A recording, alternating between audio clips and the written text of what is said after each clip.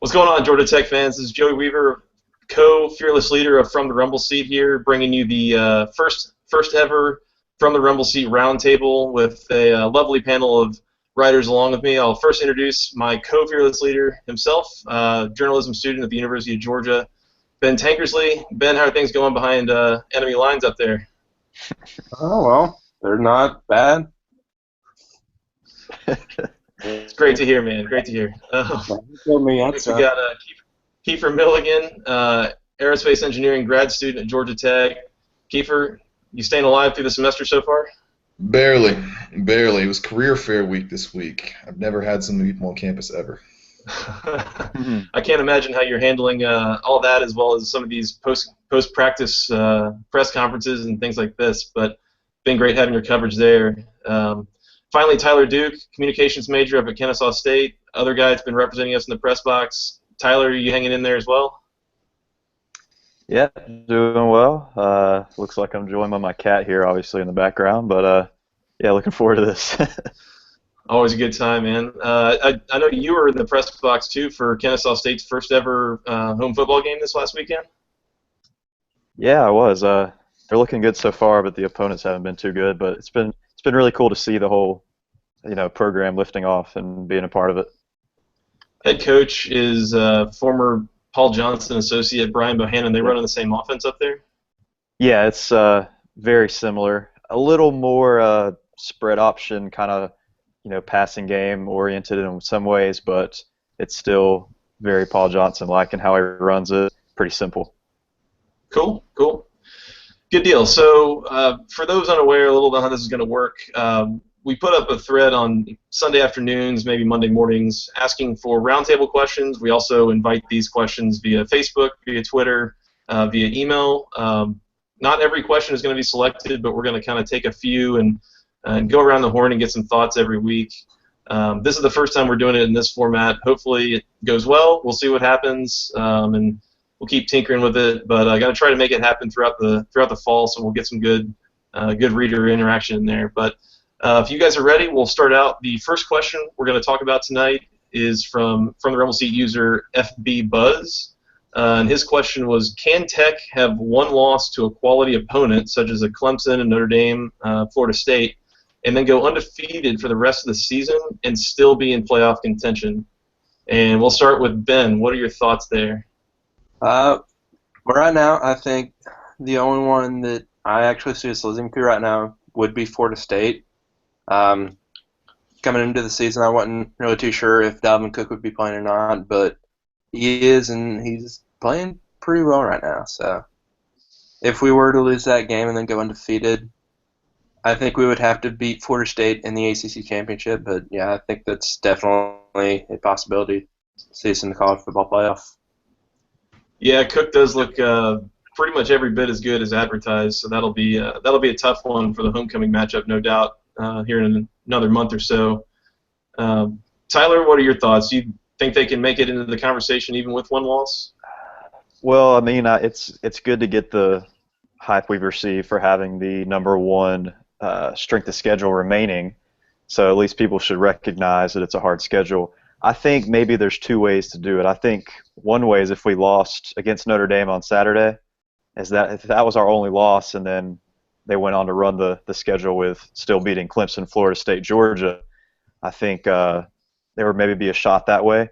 And then maybe if they were to go undefeated, actually I don't know if that happened, maybe go undefeated into Georgia and maybe lose to Georgia if they were a top 5 team and then still win the ACC championship, maybe that way. But I think there is a chance with one loss. It just depends on how the media, perceives the ACC. So are you more concerned with, like, the timing of the loss, or? Yeah, because with, like, say, Ohio State last year, their loss was the first week of the season, and they were able to get back up into the top 5. Whereas I think maybe a Florida State loss would. It depends on where we were against Florida State and then how far I bumped it down. But I think the timing is important. It doesn't make sense, but it is important.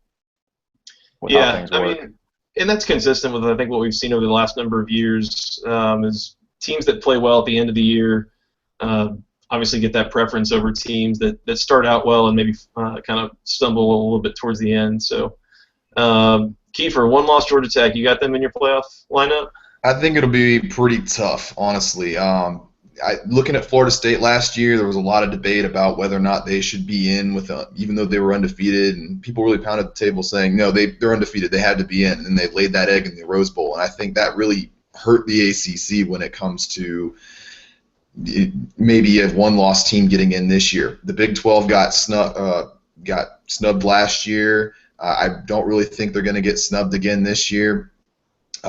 So I think that'd be pretty tough. There's a couple ways I think maybe Notre Dame because it's so early, and maybe if the Clemson or Florida State that we lose to we see in the ACC championship and we win the rematch convincingly, I might see a chance.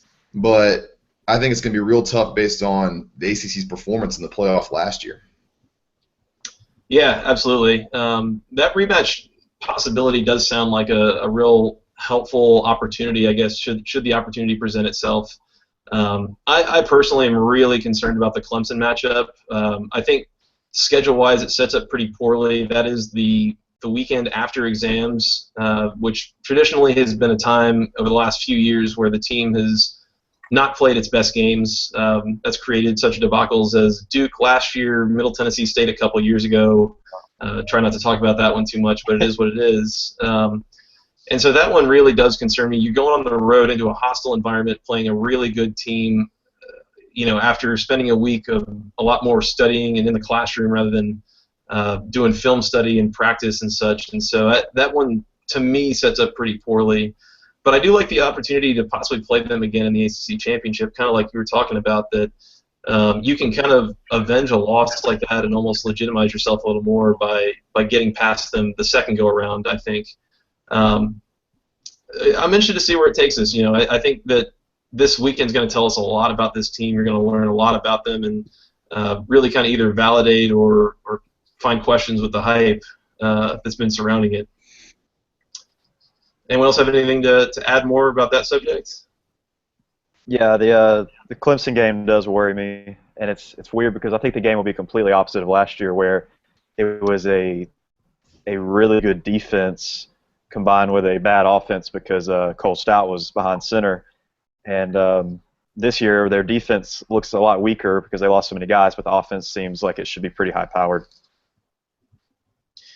Yeah, I think Watson staying healthy is obviously the key there. Yeah.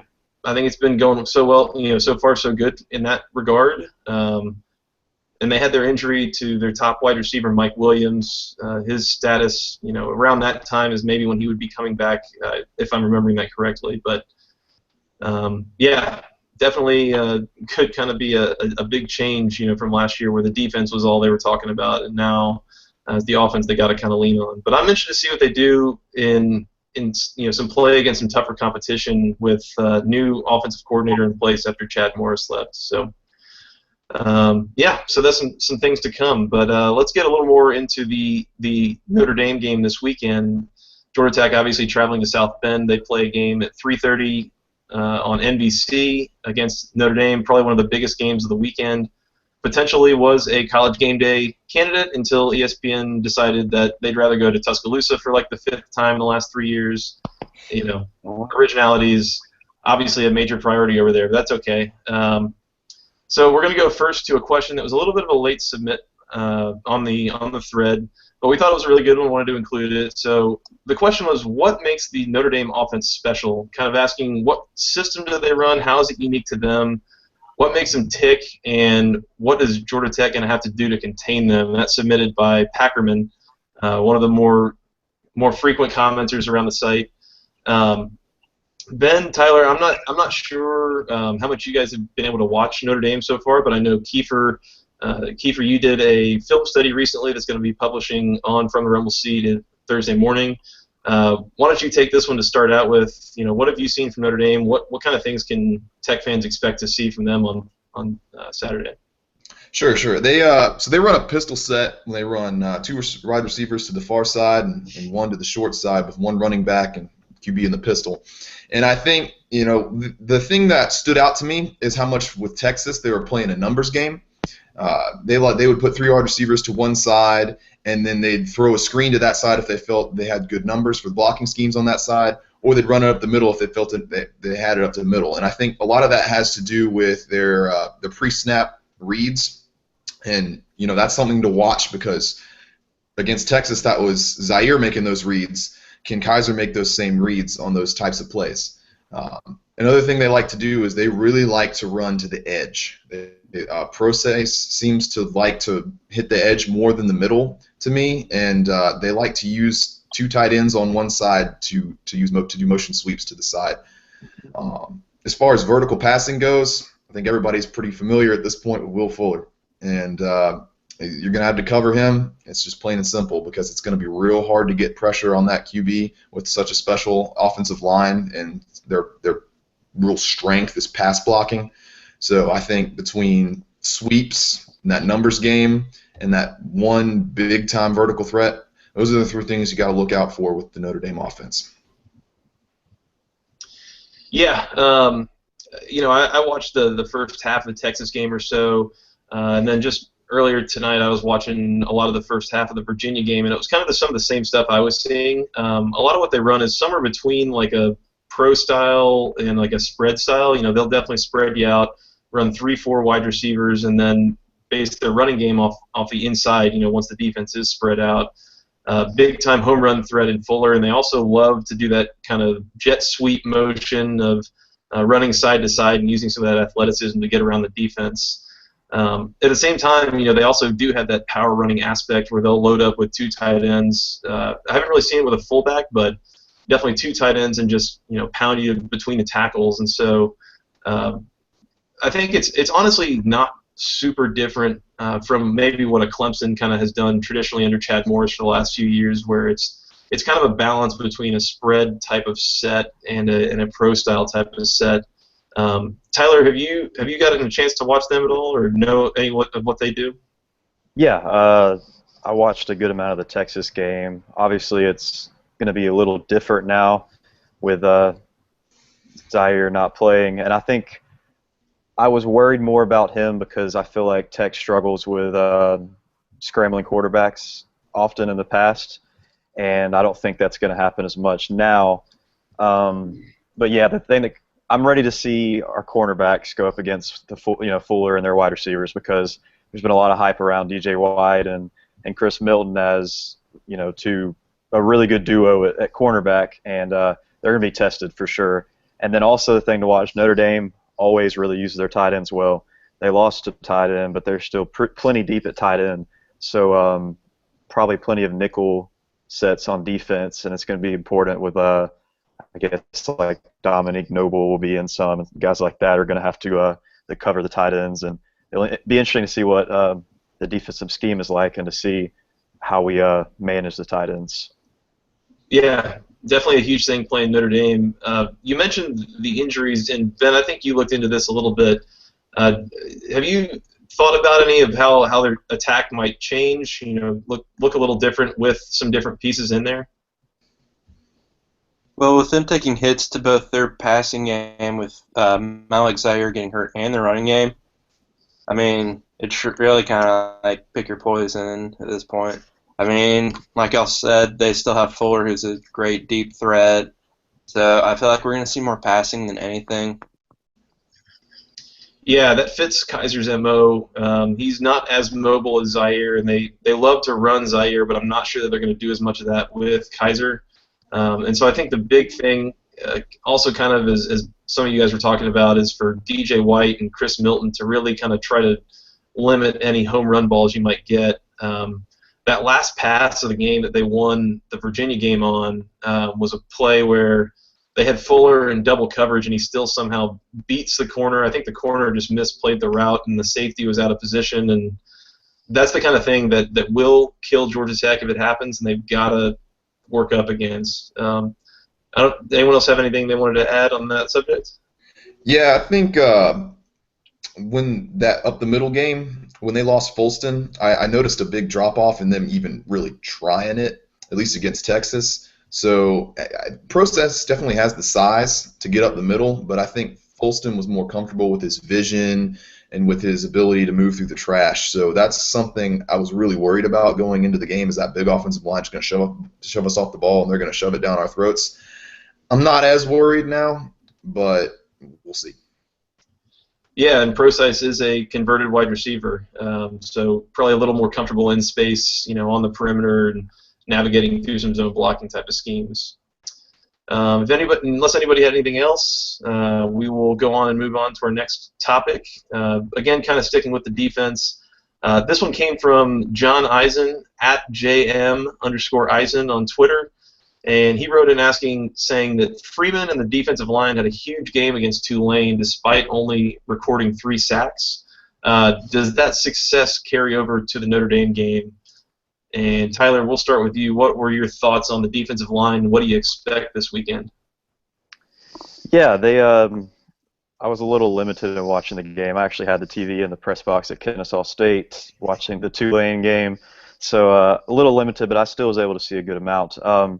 Defensive line looked good, and Keshawn Freeman is really, he's a stud on the end. So I think he'll be a key for the pass rush on the outside, because with the strength of the Notre Dame offensive line, I think maybe a little bit more of the speed rush will work better than maybe Gotsis and Hunt Days in the middle with strength. So I think for the defensive line to be successful, Freeman's going to need to have a big day. And it's going to be important because if Kaiser has all the time at quarterback, he's going to find receivers open.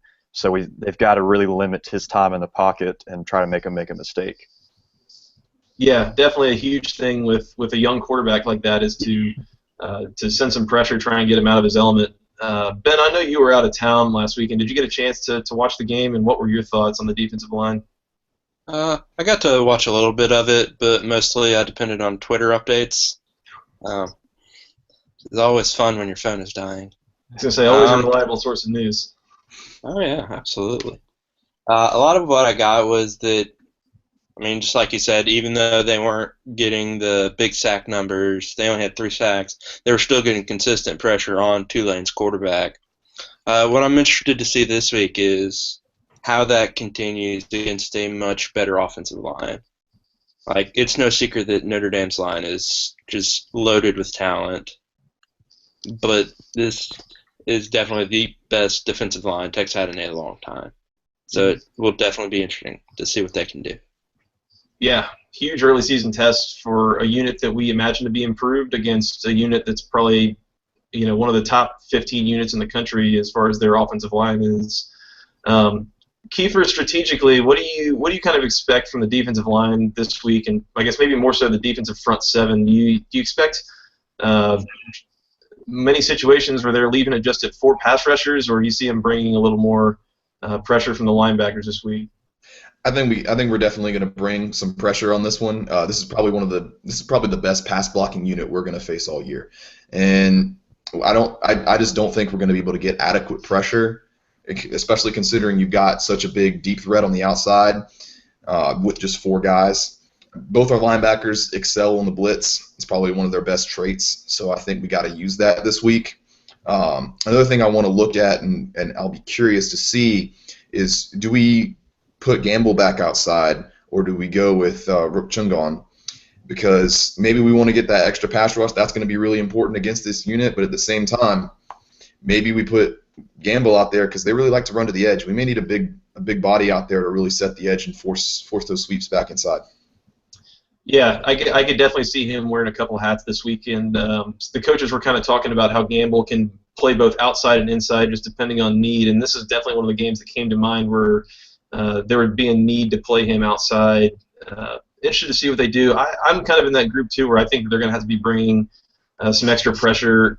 I think it's one of those things where you want to, first of all, make sure you're shutting down the run, force them to pass, and then try to get to the quarterback early and often. A young guy still kind of getting some of his first snaps at this level, and I think it's important to try and rattle him and get him off his game and see what you can make of it. I think the secondary has got their work cut out for them.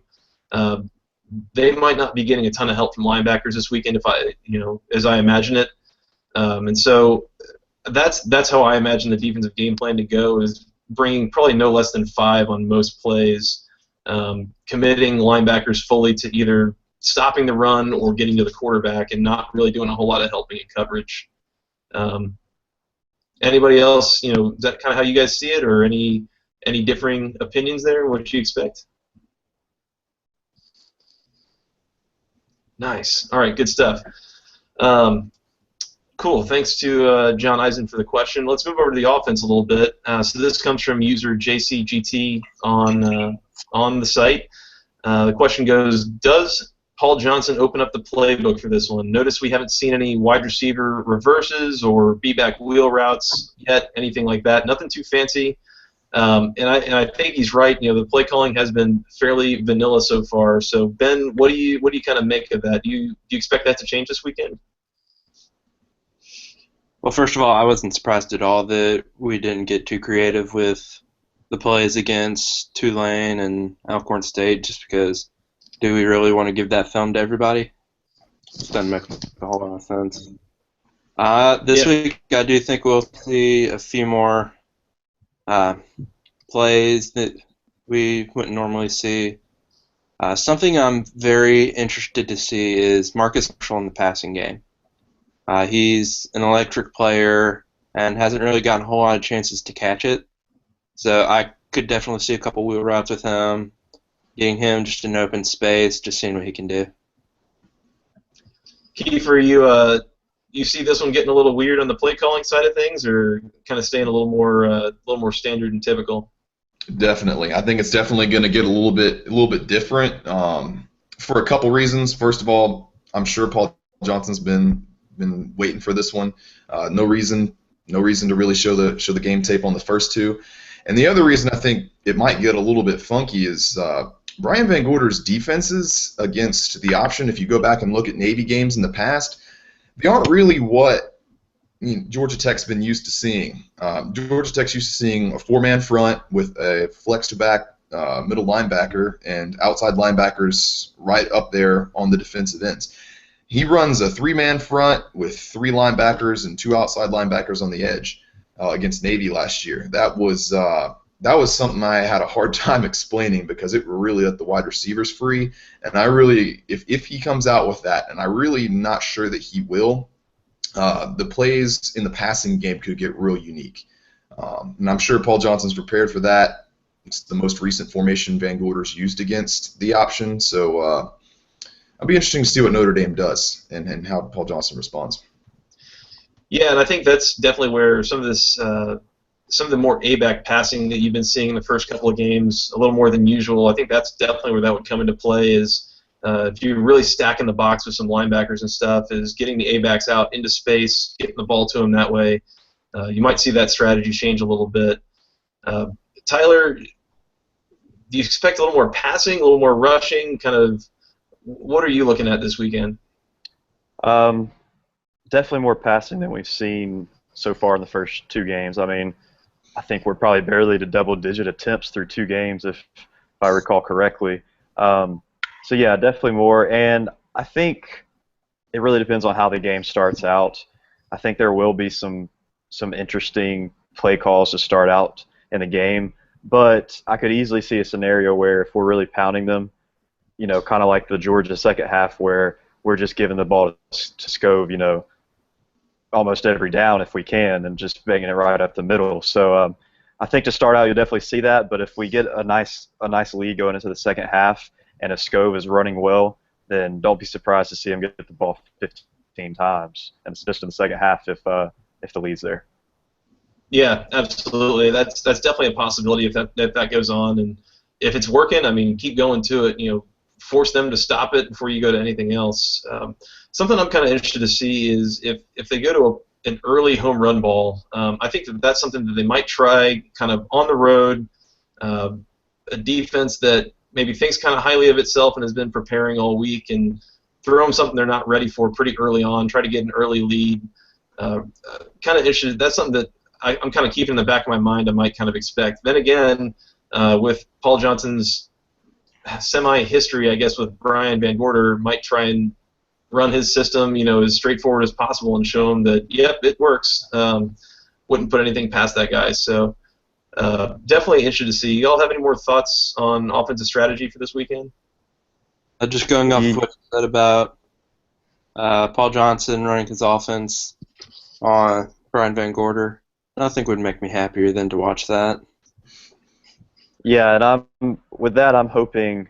I was a little worried at first when I heard about the whole, beef between those two because I was hoping I don't want Johnson to get outside of himself and try to do too much with the offense just because of that. And now that I thought about it more, I don't think he'll do that. I think the best way for Johnson to do that is to run 35 B-back dives and the triple option at its most pure form the entire game. And that's what I would love to see if it's working because, I don't think there's really a need to get too crazy. And if the way the offense has been running lately, we've seen Johnson run the most vanilla triple option probably since he got here. Yeah, that's been the case under Justin Thomas, is that he really understands those reads really well, and he does it well, obviously. And so I think that Johnson definitely over the last year or so has seemed as happy as I've ever seen him coaching the team during his time at Georgia Tech. And so I think that's a lot of where that comes from.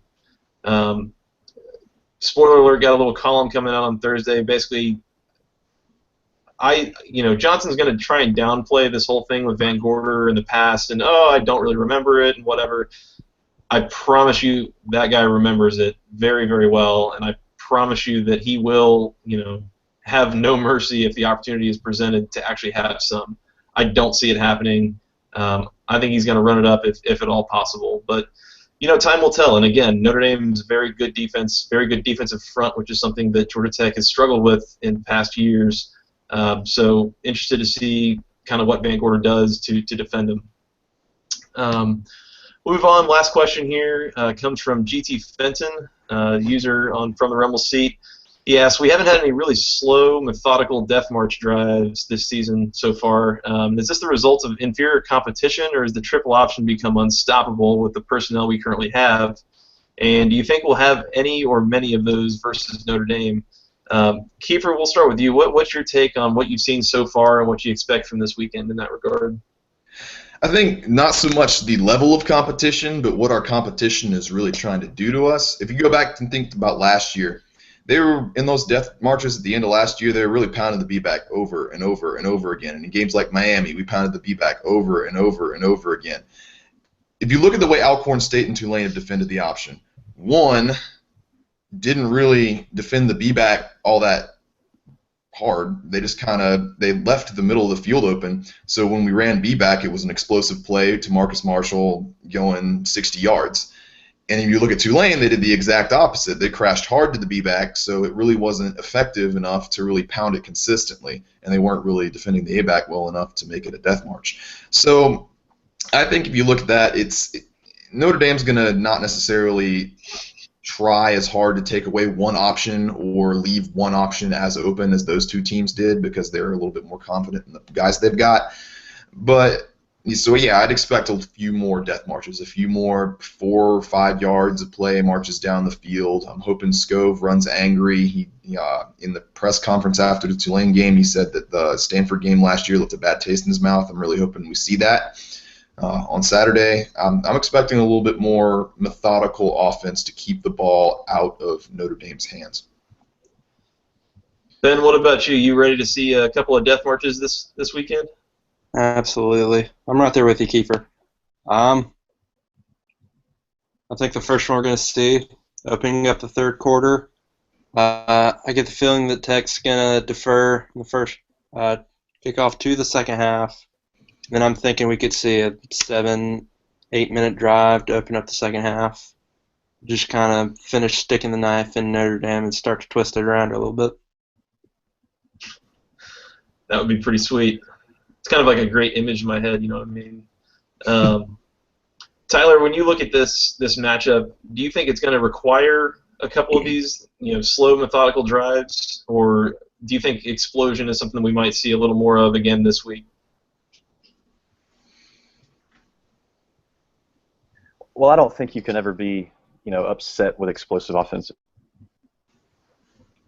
I mean, you can maybe intend to run at a little more slow pace, but if B-back runs for a 60-yard touchdown, it's points on the board. So I'm expecting more of them because Notre Dame is a good defense, and they're not going to let that happen as much. But at the same time, I don't think that Johnson will maybe purposely do that. I think he'll definitely will but any of more, of the longer drives, the B-backs won't go for 30 yards every carry and have a ton of carries, and a lot of them will be for 4 or 5 yards, and I'm fine with that. So, yeah, definitely more of those, and if they happen, it helps, but explosive plays also help. Yeah, expecting a lot of Patrick Scove this weekend. He's actually, I guess, the only guy on the team who's actually played a game against against Notre Dame from his time at Stanford. Only other guy that might kind of count is Lamont Simmons, who I don't think even really played much at USC last year, but they would have also seen Notre Dame at some point. But I expect some more, physicality, some very short gains repeatedly. I think one of the most fun things about being a Georgia Tech fan is kind of this sick sadistic thing is watching an opposing defense just get demoralized. You think about things like the Miami game where they only got 7 drives, and I think their defense was on the field for 38 minutes of that game. Just seeing the sheer disappointment and demoralization of them, it's kind of sick and twisted, but it's fun to watch for our fans, I think. And so I think that's probably a lot of what they're going to go for. They might go for a couple of those big home run balls in the passing game at certain points in the game to try and gain an edge, gain some momentum. But I think that the long-term plan for the game is going to be some slow and steady type of stuff, what we're used to seeing against some bigger-time opponents. If you look back to Clemson, Georgia, things like that from last year, I think that's a lot of what you should expect to see. Anybody else with any other thoughts there on the death marches that have been so elusive so far this year? All right, good deal. Well, I want to wrap up with going around to everyone and kind of go with a 30 to 60 second preview and prediction for what you think is going to happen in the game. Tyler, we finished with you, and the last one we'll start with you. What are you expecting from this game overall? What's the final score? Who's the winner? What you got? I will admit, before the injury to Zaire, I was a little worried about this game, and I was probably going to choose it as my loss for Georgia Tech during the regular season. I think with how late in that game it happened, that's going to hurt Notre Dame's offense. Like y'all said, I'm thinking more blitzes, get Kaiser a little more, worried in the pocket, and I'm expecting 2 turnovers from Notre Dame, and I think that's enough for Georgia, that it's just high power. Final score-wise, I'm going 34-20. All right, I think we're starting to lose Tyler here a little bit. I think he said something about Georgia Tech 34, Notre Dame 0. Maybe not. Kiefer, you're up. What do you got this weekend? What are you expecting?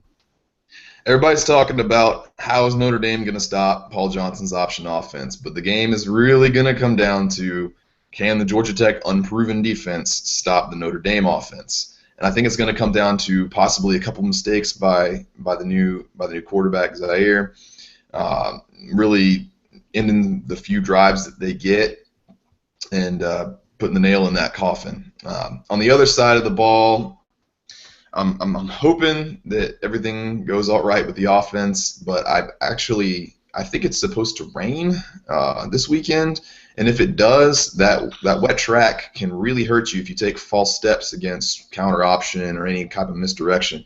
That might really help our offense against that Notre Dame defense. Final score-wise, what you looking at? 45-35, Georgia Tech. Shootout then, huh? Oh, yeah. Okay, fair enough. Tyler, what was you said you had Georgia Tech 34, Notre Dame what? 28. Okay, so more than 0 then. All right. We kind of lost you there for a second, sorry. All right, Ben, what you got this weekend? What do you expect? Well, coming into this season, I actually had Notre Dame penciled in as a loss. I felt like at this point in the season we'd still be trying to figure out who's starting at A-back, who's starting at B-back, who is Justin Thomas going to throw it to. But going back and watching the game against Alcorn State, against Tulane, I think we've done a pretty good job of figuring all that out. So I think this is a pretty easy win for Tech. I have them winning 38-24 right now. I do think they'll come out in the second half with a strong showing, get our first real death march of the season, and it's going to be a fun game to watch, especially if it does rain. Very good, very good. So you got him by 2 touchdowns. Kiefer's got him by 10. Tyler by 6. I'm actually going to say by 10 as well, but I'm going to go a little lower scoring. My take, I think that Georgia Tech's defense is going to have an easier time, primarily because the stylistic difference in quarterback. I think it's going to change up their game plan some. Notre Dame last week against Virginia, what I was watching, as well as against Texas week 1, their offense was running a lot of these QB draws, and a lot of the read option stuff was what their running game was based off of. And you know, the new guy has some wheels, but certainly not what Zaire did, and that's not really what he's going to use to hurt you. And so I think Georgia Tech is going to try to do what they do fairly well on defense and stop the run and force them to become one-dimensional. And at that point, it's all about covering Will Fuller for the secondary, who I think is going to be the safety blanket for a pretty young, inexperienced quarterback.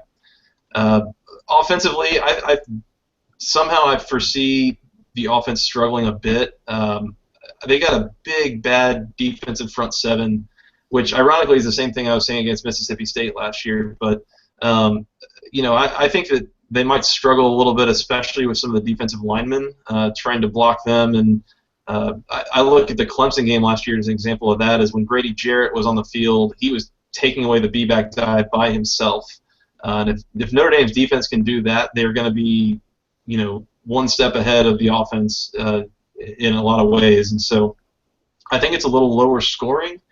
I think Georgia Tech does get some points on the board. I'm calling this, like I said, you know, going with Kiefer, I think it's a 10-point win, but I think it's something like 27-17. I think it's a little lower scoring. Certainly the weather might not help that.